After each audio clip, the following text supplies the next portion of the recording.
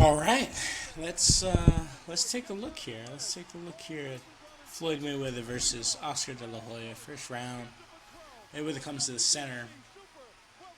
I see some great feinting from De La Hoya. Smart game plan in the beginning here. They're both feinting. He came over with a hard hook as he pulls to his left, pulling around to his left with Floyd Mayweather is. Okay. More feinting from both. Now a little bit more defense. Oh, and some more offense over the top. A little bit more defense from De La Hoya. Maybe he's feeling a little uncomfortable with the speed. Maybe the speed difference is a bit annoying here, you know.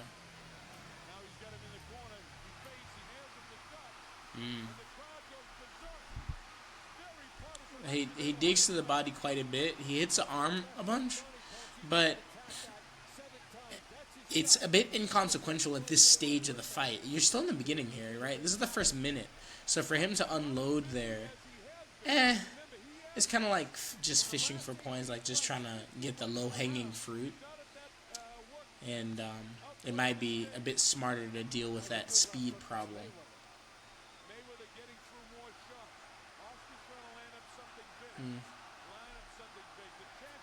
Oh yeah, he's got the tempo big time now. So off of the, he danced off the ropes over there. He's just walking, and De La Hoya just kind of walked forward and waited, giving the tempo up completely to Mayweather. You see, look at that direction. Oh my God, that direction change right here. Oh my goodness, right here off the ropes, guys. This is ridiculous. He's got the tempo. So he walks left and then changes the directions, right? Comes back into his fighting stance and interrupts his direction change. Boom, with a lead hook. That is diabolical.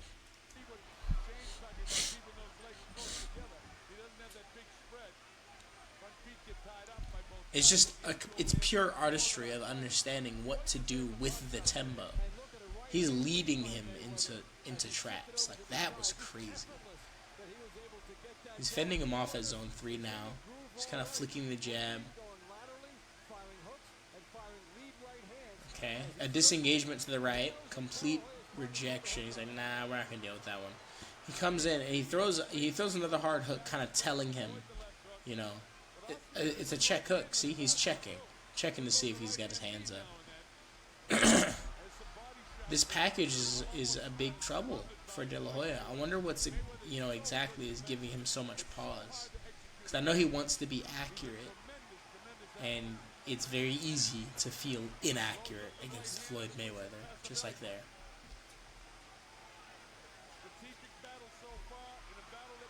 Okay, so he got the angle. We saw that. De La Hoya got the angle, that he wanted, but he wasn't able to get any punches right.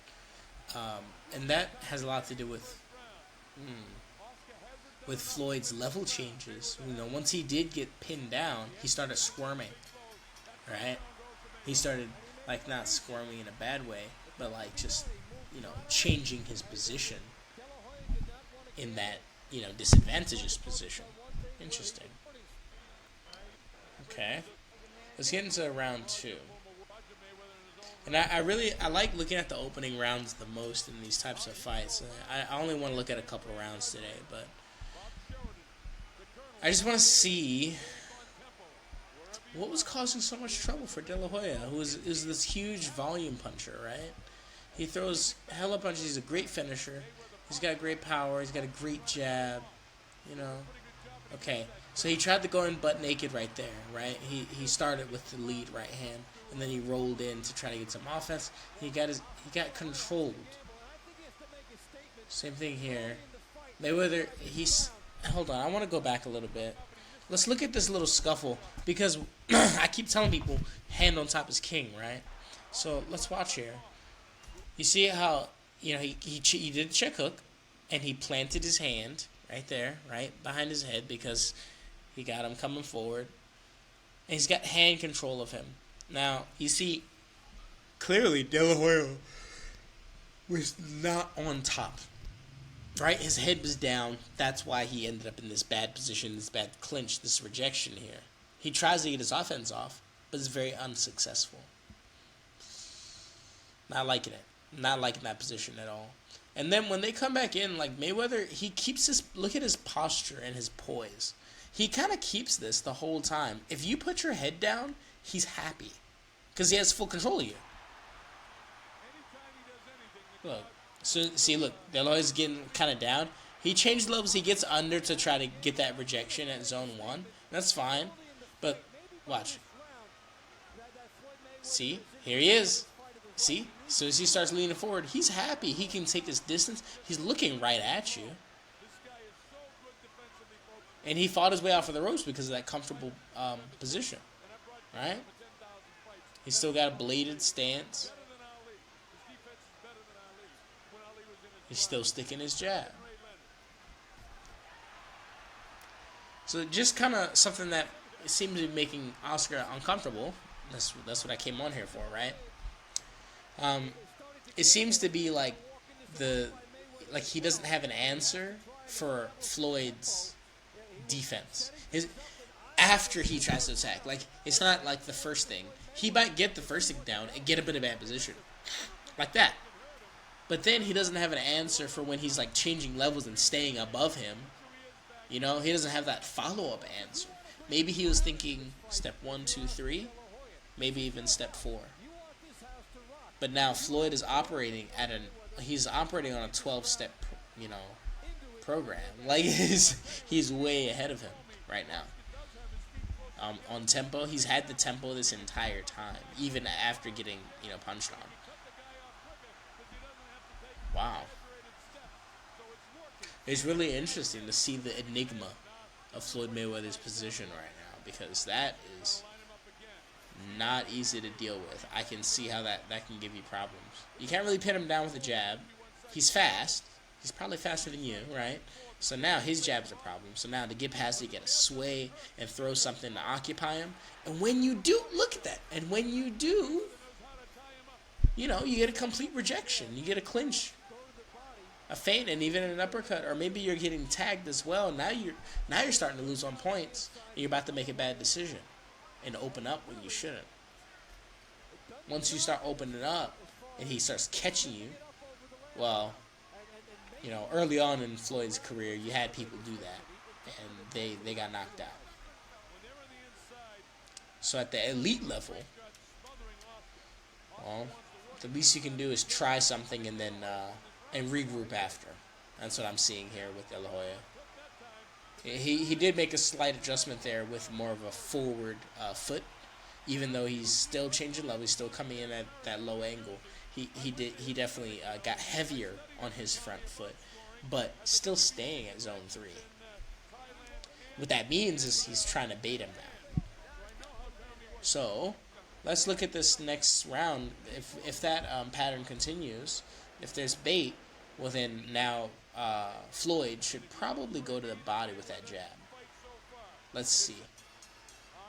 Okay, they meet in zone 2 here. Wow, zone 3. He's pushing forward. Yeah, see, front foot. What'd I tell you? Forward foot. Forward foot. He's applying pressure. And so he decides to ignore the right hand that he just ate and throw more body shots to try to slow him down. He wants to beat on his hips. It would be smart. You see, he's trying to bait him to throw something so he can walk through it. It would be really smart for him to, keep shutting it down, countering him like this, yes, and a stab to the body. Much like when he fought Maidana, later on in his career. He beat Maidana, who was assailing him in kind of a similar manner. Maidana was even more unpredictable and possibly even a harder puncher. So that was very dangerous, and he shut that down with that jab to the body a lot. So let's see.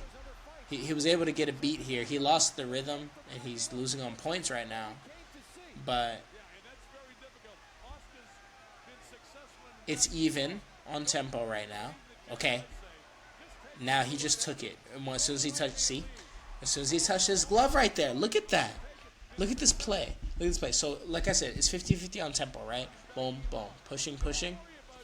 Now, as soon as he does that check hook, De La Hoya responds, and then right there, when he touches the glove, that's showing that Mayweather followed up. They continued the interaction from here. De La Hoya has disengaged for him. The interaction is finished at this point. Touch the glove. Because of that, you see how he sneaks forward. His posture sneaks forward, and then he, bam, the exact right hand overhand, and I'm sorry, hits a straight right, and rolls under. Because he already is thinking 10 steps ahead. Again, we're on the 12-step, AA, Alcoholics Anonymous program. This is what Floyd Mayweather's on right now. Fighting against somebody that's doing maybe a third of his work. A 4-step program. You're seeing it on display live now. That's crazy.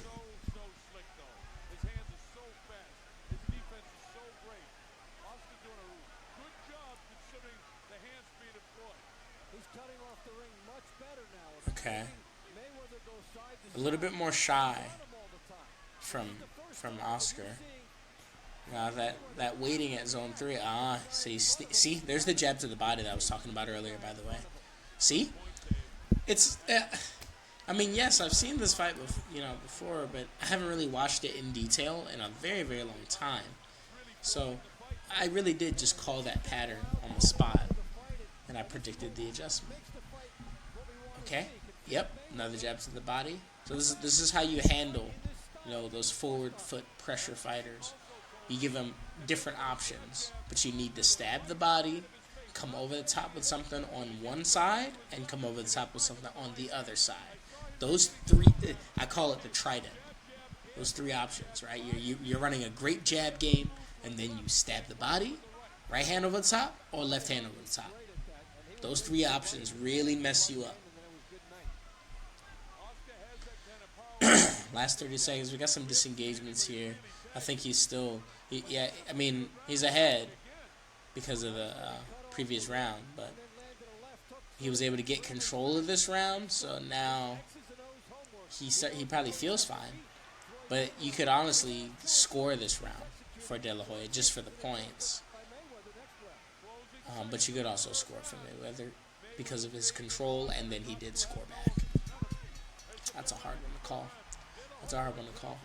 This fight it's going to be something fun to break down as we go through. I'll end this here. Just the first 3 rounds I wanted to look at, just to kind of break down. Maybe next time I'll do the next 6 up until round 9. But I like to break them down in chapters or in parts because it helps you recalibrate in between viewings, understand things. And also, there's so much information here, so many different things to practice. From today's look in the film study, I think, because it's hard to handle that problem that Floyd Mayweather was presenting. So in terms of a training program, I would focus on doing what Floyd Mayweather was doing, right? Establishing a great jab game and then keeping things simple, right? Keeping things very simple. He's like, no. You're going to deal with this jab first, and based on what you do with that, then we'll adjust. And then if someone does forward pressure, all right, then run trident. Practice your trident game, maybe shadow box, but the only, offensive options that you're doing, in between your jab and defense is going to be a jab to the body, a check hook, and then a lead right hand, real quick. Those are your 3 offensive options that you want to work on with defense after, just like Floyd did with his follow-ups. Right? So all of your shadow boxing should look like, you're doing all this defense. Look, just like look at Floyd and Oscar right here. Watch this. Look, he did a check hook. Sure. Okay, here's the feint. Look. You see all the little things in between. Guys, that's what you want to see with your shadow boxing. That's what it's got to look like. All right. So take this lesson and do with it what you will. Again, my main takeaway on this was the trident. Right? That means that you're just traveling at a normal pace using the jab. Jab and defense game. Jab and defense. That's your base. And then you jab the body, you check hook up top, or you lead right hand, straight right, up top. in those three options to keep them guessing. That's my main takeaway. That's kind of giving him problems here. You saw the same thing against Diego Corrales, by the way. That's a film study on the trident that is very obvious from the get-go. So, anyway, I'll see you guys next time. Happy training.